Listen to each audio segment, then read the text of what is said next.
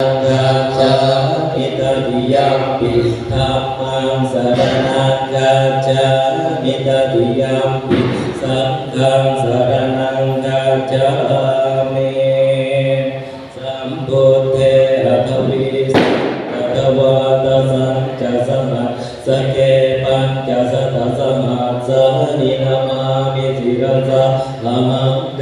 สังธัมมัญจะสังฆัญจะอาทะเรนะนามามิหังนมังการานุภาเวนะหันตวาสัพเพอุปัฏฐเวอเนกาอันตรายาปิวินาสันตุเสสโตสัมพุทเทปัญจปัญญาสัจจะจตุวิสติสหัสสะเกนาสัสสะสหัสสะนินามามิติรสะอังเตสังฆัมมัญจะสังฆัญจะอาทะเรนะนามามิหังนะมะการานุภาเวเป็นพิธีในบางส่วนด้วยจ้ะเด้อทุกคนเด้ออุปัฏฐเวอเนกาอันตรายาปิวินาสันตุฝนตกแล้วก็เสียนเวียนเทียนอยู่จ้ะวิสติสัตตสหัสสะนินามามิติรสะอะหังเตสังฆัมมัญจะสังฆัญจะอาทะเรนะนามามิหังนะมะการานุภาเวนะหันตวาสัพเพอุปัฏฐเวอเนกาอันตรายาปิวินาสันตุเสสะโตนะโมอะระหะโตสัมมาสัมพุทธัสสะมะเหสิโนนะโมพุทธมะธัมมาสัสสะวะกะตะเสวะเตนิกานะโมมหาสังฆาสัพพิวิสุทธัสสิระเทติโนนะโมโอมาตายารัตถะกะรัตนะตายาสัสสะทุกังผู้ที่เพิ่นจำศีลก็มื้อนี้ล่ะจ้ะคืนนี้ก็คือจำศีลก็คือเสร็จแล้วจ้ะเข้าพรรษา3 เดือนเนาะ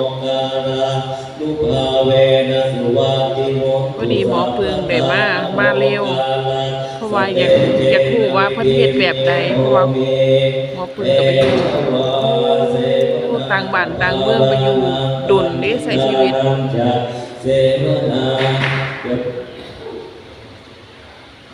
บันทิตานันจะตะเสวนาปู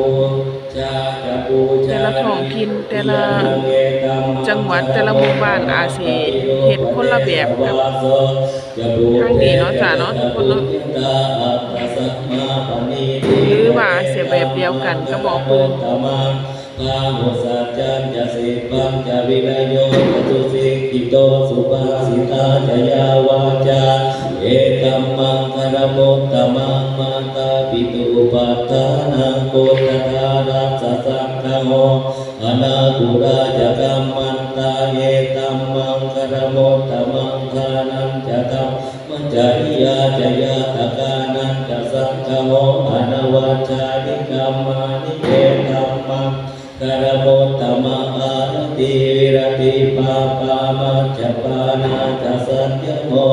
อาปมาโทจะธัมเมสุเอตัมมังคารมุตตมังคารโวจะนิวาโตจะสันตุติจะกตัญญูตากาเลนะธัมมัสสวนาเอตัมมังคารมุตตมังคันติจะโสจะสัทธาสวนานันจะทัสสนังกาเลนะธัมมาสักกะจะเอตัมมังคารมุตตมังกะโปจะพระมัจจริยันจะอริยสัจจานัทัสสนังนิพพานาสัจจิกิริยาจะเอตัมมังคารมุตตมังพุทธัสสะโลกธรรมเมหิจิตตังยัสสนกัมปติอโศกังวิรจังเขมังเอตัมมังคารมุตตมังเอตติสานิกัตตวานะสัพพะธรรมะปะระชิตาสัพพะทัสโสติงกาจันติตังเอตัมมังคารมุตตมังเต ยังกินจีวิตังอิทวาหุรังวาสาเทสุวายังนัตนังปะ เพิ่ นิ นปวดขาเพิ่นเมื่อยบางทีเนาะทุกคนบ่ได้ตัดต่อบ่ได้หยังเลยเด้อเอาแบบจังซี่แหละ เยนะสุวาติโหตุขยังพิราทังอมตังปณิตังยถาจัตตาสักยามุนิสมาหิโตเทนะธัมเมนะสมาธิกินจีธัมปิธัมเมรัตนะปณิตังเอเตนะสัจเจนะสุวาติโหตุยังโพธเสโตปริวันนยีสุจิสมาธิมานันตริกัญญมาหุสมาธินาเตนะสโมนะวิจติธรรมปิธรรมเมรัตนังปณิตังเอเตนะสัจเจนะสุวาติโหตุเยบุคคลาอัตถสตาปัสสัทธะจตาริเอตานิยุคาเนโหติเตนะกินายาสุขตัสสะสาวกาเอเตสุทินาเนมหาปราณีธัมปิสังเขรัตนาปณิตังเอเตนะสัจเจนะสุวาติโหตุเยสุปยุตตามนัสสัทธะเทนะนิกามิโลโกธรรมสาสนาเตปฏิปัตตาอมตังเวไกนลัทธาพุทธาเนพุทธิพุทธมานาอิทัมปิสังเขรัตนาปณิตังเอเตนะสัจเจนะสุวาติโหตุทินาปุรานังนวังติสัมภวังวิรัตจิตตายตุเกภวัสเมเตจินะวิชาอวิโรจจัตถานิปัตติติรายตยัมปฏิโกอิดัมปิสังเขรัตนังปณิตังเอเตนะสัจเจนะสุวาติโหตุเมตัญจะสัพพะโลกาสมิมานะสัมภาวะเยอปริมาณังอุตตังอโตจตริยัญจะอสัมภาตังอเวรังอสัมปาตังติตังจรังนิสิโนวาสยาโนวายาวตาสวิคาตมิโตเอตังสติงอติเตยพระมะเมตังวิหารังอิธมาหุติติจานุปคัมมังสีรวาทาสเนนะสัมปันโนกาเมสุวิเนยเทธังนาหิจาตุกาปัสสยังปุณเรติเตอัปปมาโนพุทโธอัปปมาโนธัมโมอัปปมาโนสังโฆปมาณวันตานิสิริสปาเนหิเวจิตาสตาปฏิ